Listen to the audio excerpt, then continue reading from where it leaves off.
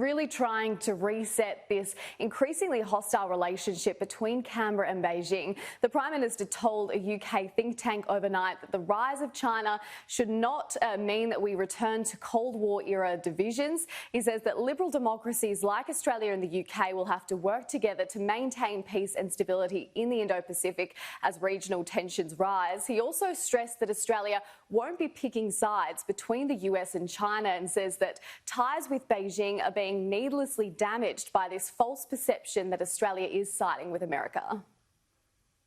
Our actions are wrongly seen and interpreted by some only through the lens of the strategic competition between China and the United States.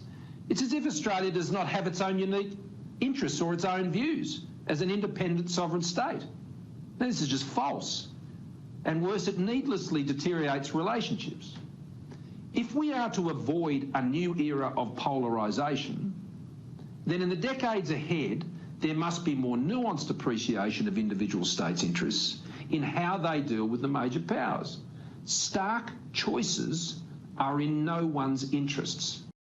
So, Laura, these comments were made in a speech to the British Policy Exchange after Scott Morrison was awarded the inaugural Grotius Prize recognising global leadership. The PM also spoke about Australia's commitment to net zero emissions, although still focusing on the road there rather than setting targets. We're also pleased to partner with the United Kingdom on our shared task to create a pathway to net zero emissions driven by practical, scalable and commercially viable technologies, not economy-destroying taxes.